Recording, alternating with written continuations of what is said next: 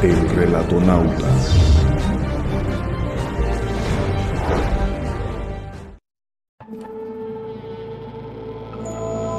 El horror de Dunwich, capítulo 10.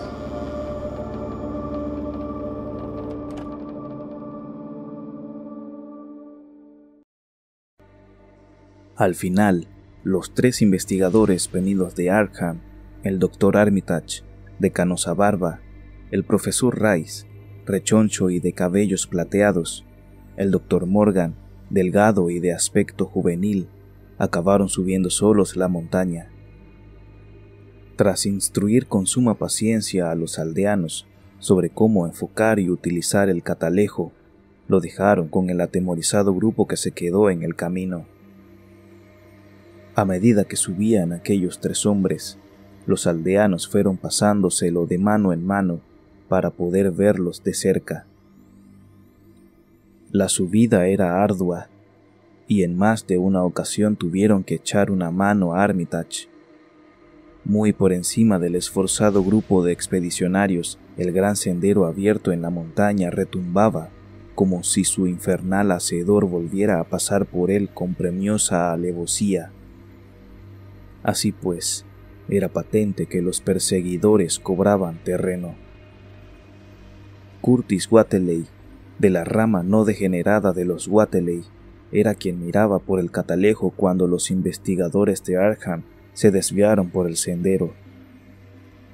Curtis dijo al resto del grupo que, sin duda, los tres hombres trataban de llegar a un pico inferior desde el que se divisaba el sendero, en un lugar muy por encima de donde se estaba aplastando la vegetación en aquellos momentos.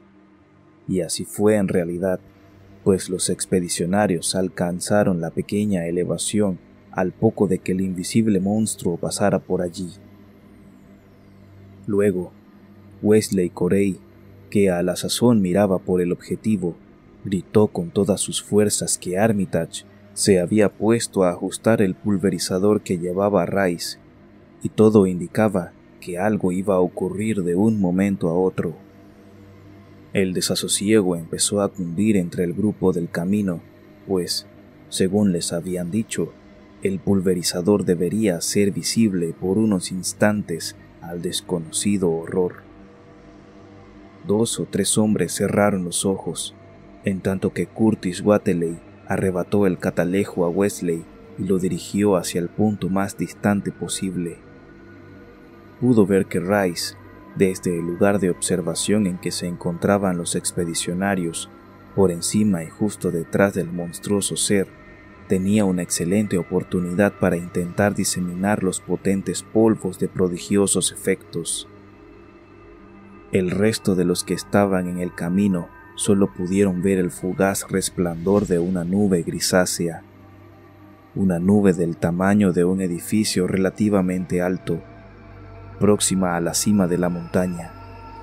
Curtis, que era quien en aquellos momentos miraba por el catalejo, lo dejó caer de golpe sobre el barro que les cubría hasta los tobillos, al tiempo que lanzaba un grito aterrador.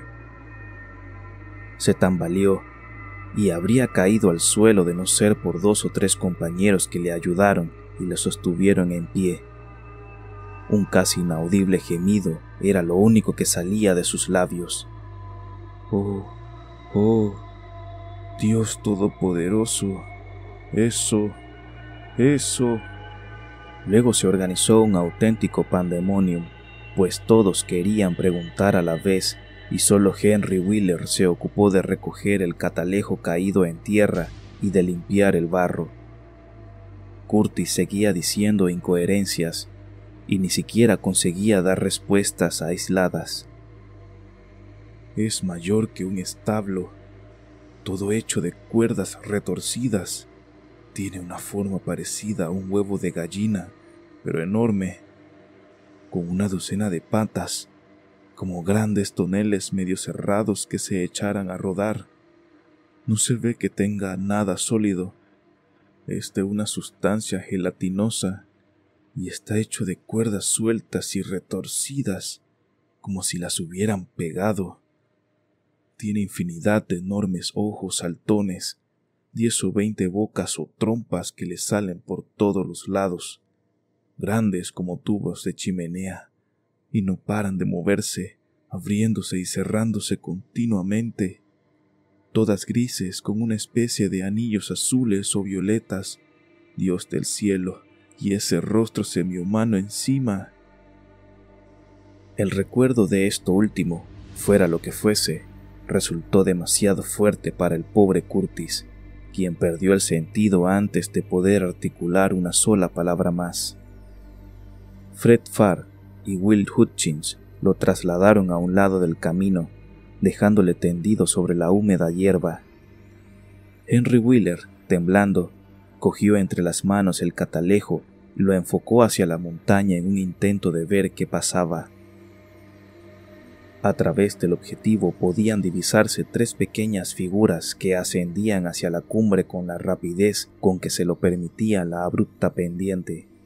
Eso era todo cuanto veía, ni más ni menos. Luego, todos percibieron un raro e intempestuoso ruido que procedía del fondo del valle a sus espaldas, e incluso salía de la misma maleza de Sentinel Hill. Era el griterío que armaba una legión de chotacabras, y en su estridente coro parecía latir una tensa y maligna expectación. Earl Sawyer cogió seguidamente el catalejo y dijo que se veían las 3 figuras de pie en la cumbre más alta, prácticamente al mismo nivel del altar de piedra, pero todavía a considerable distancia de este. Uno de los hombres dijo a Earl Sawyer: parecía alzar los brazos por encima de su cabeza a intervalos rítmicos. Y al decir esto, los demás creyeron oír un tenue sonido cuasi musical a lo lejos, como si una ruidosa salmodia acompañara a sus gestos. La extraña silueta en aquel lejano pico debía constituir todo un grotesco e impresionable espectáculo, pero ninguno de los presentes se sentía con humor para hacer consideraciones estéticas. «Me imagino que ahora están entonando el conjuro», dijo Wheeler en voz baja al tiempo que arrebataba el catalejo de manos de Sawyer, mientras las chotacabras chirriaban con singular estridencia y a un ritmo curiosamente irregular que no guardaba ningún parecido con las modulaciones del ritual. De repente, la luz del sol disminuyó sin que, a primera vista, se debiera a la acción de ninguna nube. Era un fenómeno realmente singular, y así lo apreciaron todos. Parecía como si en el interior de las montañas estuviera gestándose un estrepitoso fragor, extrañamente acorde con otro fragor que vendría del firmamento. Un relámpago rasgó el aire, y los asombrados hombres buscaron en vano los indicios de la tormenta. La salmodia que entonaban los investigadores de Arkham llegaba ahora nítidamente hasta ellos, y Wheeler vio a través del catalejo que levantaban los brazos al compás de las palabras del conjuro. Podía oírse, asimismo, el furioso ladrido de los perros en una granja lejana. Los cambios en las tonalidades de la luz solar fueron a más, y los hombres apiñados en el camino seguían mirando perplejos al horizonte. Unas tinieblas violáceas, originadas como consecuencia de un espectral oscurecimiento del azul celeste, se cernían sobre las retumbantes colinas. Seguidamente, volvió a rasgar el cielo un relámpago, algo más deslumbrante que el anterior, y todos creyeron ver como si una especie de nebulosidad se levantara en torno al altar de piedra allá en la lejana cumbre. Nadie, empero, miraba con el catalejo en aquellos instantes. Las chotacabras seguían emitiendo sus irregulares chirridos, en tanto los hombres de Dunwich se preparaban, en medio de una gran tensión, para enfrentarse con la imponderable amenaza que parecía rondar la atmósfera. De repente, sin que nadie lo esperara, se dejaron oír unos sonidos vocales sordos, cascados y roncos, que jamás olvidarían los integrantes del despavorido grupo que los oyó. Pero aquellos sonidos no podían proceder de ninguna garganta humana, pues los órganos vocales del hombre no son capaces de producir semejantes atrocidades acústicas. Más bien se diría que se habían salido del mismo Averno, si no fuese harto evidente que su origen se encontraba en el altar de piedra de Sentinel Hill, y hasta casi es erróneo llamar a semejantes atrocidades sonidos, por cuanto su timbre, horrible a la par que extremadamente bajo, se dirigía mucho más a los lóbregos focos de la conciencia y al terror que al oído. Pero uno debe calificarlos de tal, pues su forma recordaba, irrefutable aunque vagamente, a palabras semiarticuladas. Eran unos sonidos estruendosos cual los fragores de la montaña o los truenos por encima de los que resonaban, pero no procedían de ser visible alguno.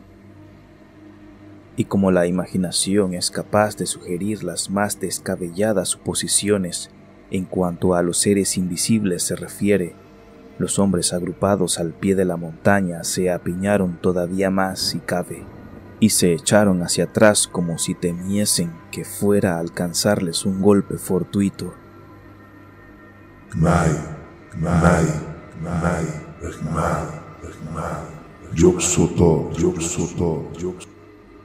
Sonaba el horripilante graznido procedente del espacio.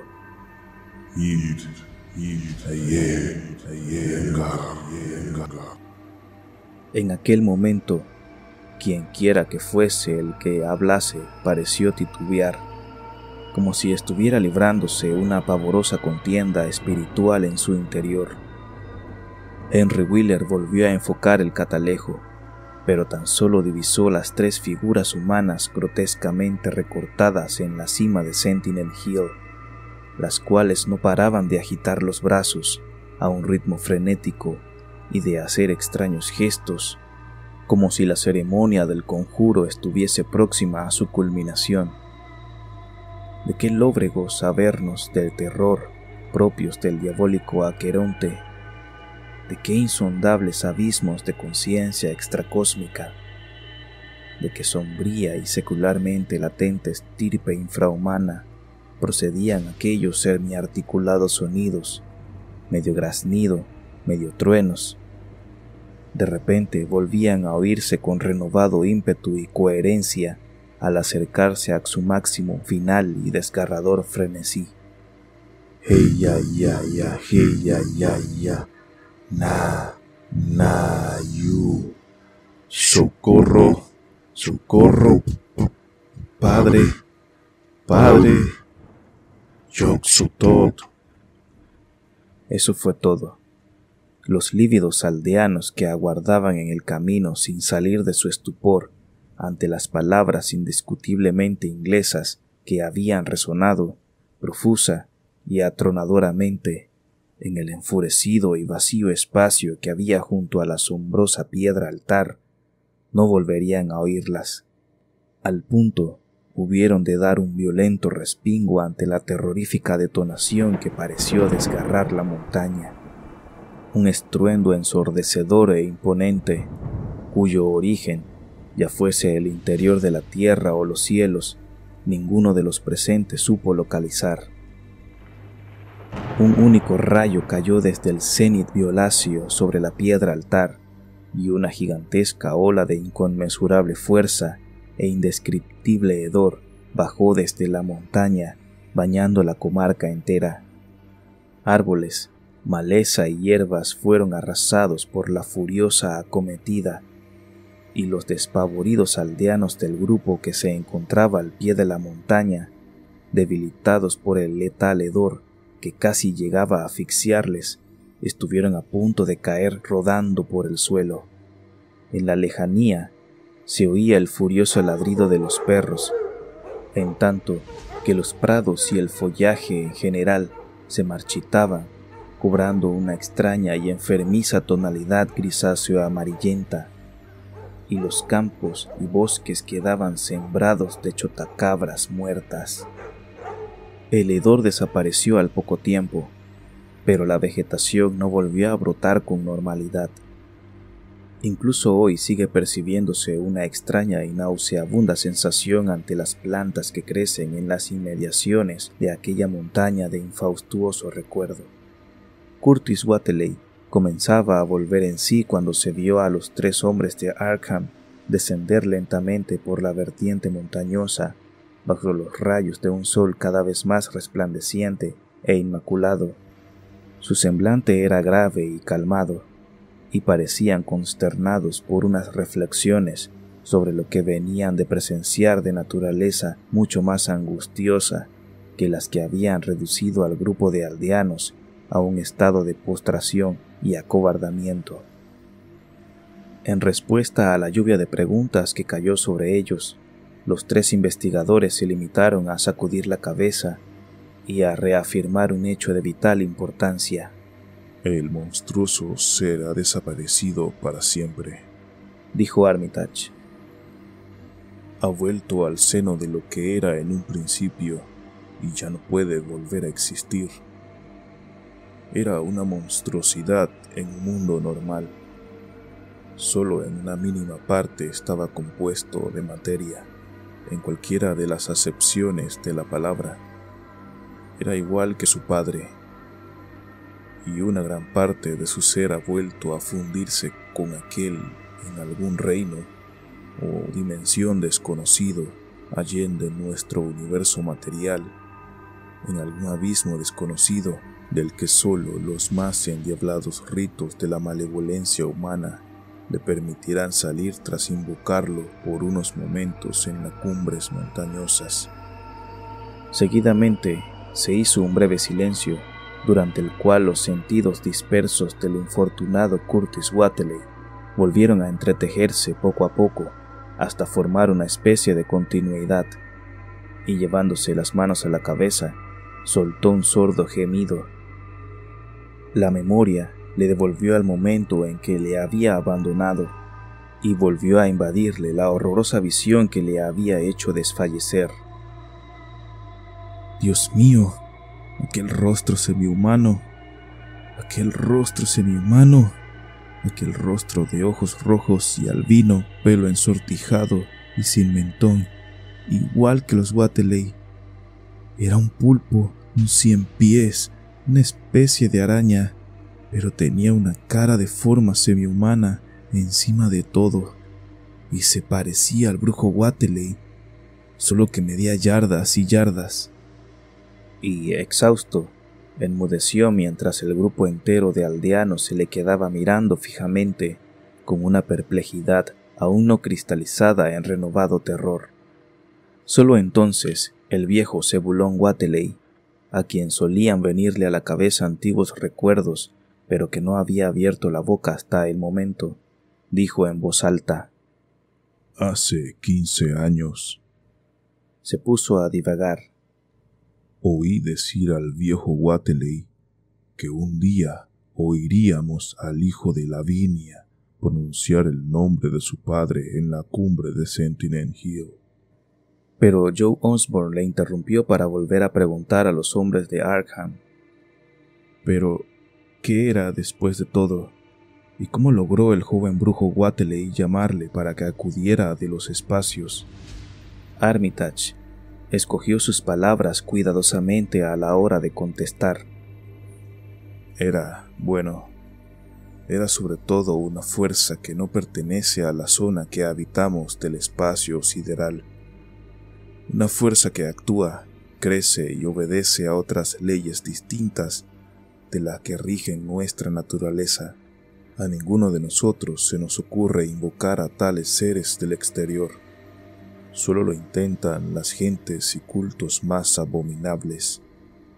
Y algo de ello puede decirse de Wilbur Wateley, algo que basta para hacer de él un ser demoníaco y un monstruo precoz, y para hacer de su muerte una escena de diabólico patetismo.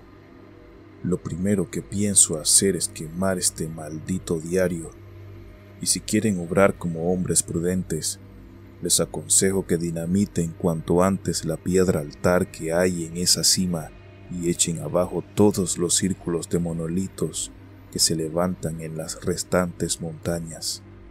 Cosas así son las que, a la postre, traen a seres como esos de los que tanto gustaban los Wateley, unos seres a los que iban a dar forma terrestre para que borrara de la faz de la tierra a la especie humana y arrastrara a nuestro planeta al fondo de algún lugar execrable para alguna finalidad de naturaleza igualmente execrable. Pero, por cuanto se refiere al ser que acabamos de devolver a su lugar de origen, los Wateley lo criaron para que desempeñara un terrible papel en los monstruosos hechos que iban a acontecer. Creció deprisa y se hizo muy grande por las mismas razones por las que lo hizo Wilbur, pero le superó porque contaba con un componente mayor de exterioridad. Y es innecesario preguntar por qué Wilbur lo llamó para que viniera del espacio. No lo llamó. Era su hermano gemelo. Pero se parecía más a su padre que él.